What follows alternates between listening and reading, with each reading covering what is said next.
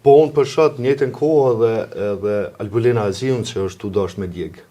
Në krejt këtë insistimin e tij për ta bërë, në thojza, kryetarët të kuvendit, sepse ai e di se s'mund ta bëj kryetarët të kuvendit, sepse nuk i ka votat. Qartës.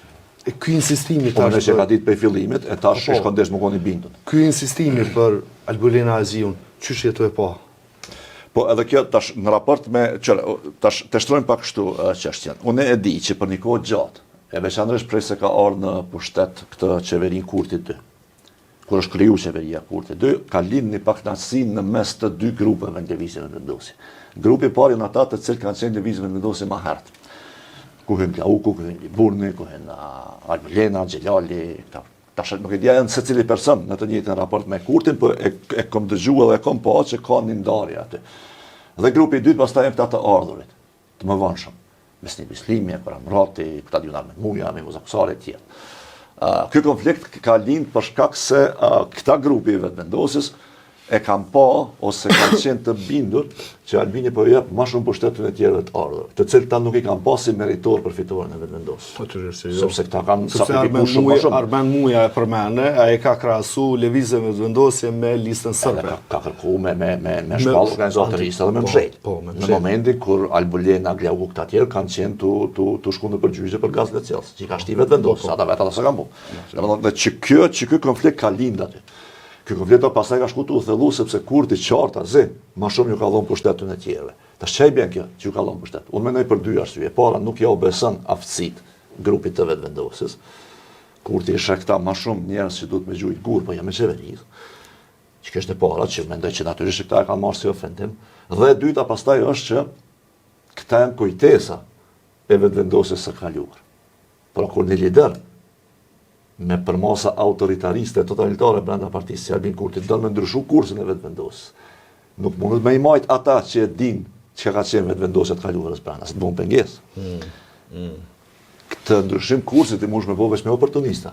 Jo me ata që kanë ardhur lëvizjen vetëvendosje kur ka pas ideal aty. Jo mendoj që kjo përplasje është serioze, nuk bën me hukta. Dhe tash natyrisht që për shembull pavarësisht dimenzionit të tyre oportunist që mund ta kenë si Albulena, si Glauku, si kështu me radhë, nuk e kanë të lehtë me i ka përdi çdo gjë për të cilin është e gatshme me bë Kurti në aspektin programor, konceptual lëvizje vendosje. Dhe natyrisht aty ka përplasje të vazhdueshme. E unë mendoj që këta njerëz, nëse Kurti do me vazhdu, do me thonë kursin e shpërfytyrimit të lëvizjes vendosje, duhet me i anulu fytyrat të cilat janë të identifikuar me vendosjen e kaluarës. Nuk kanë me të shumë në vebe.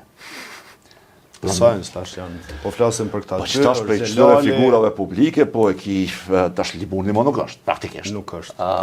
Glauku, Albulena, Xhelali, Hysen Durmishi, edhe pse ka një pas kështu pak matur, po me gjithatë është figura të qëndrore Sali Zyba.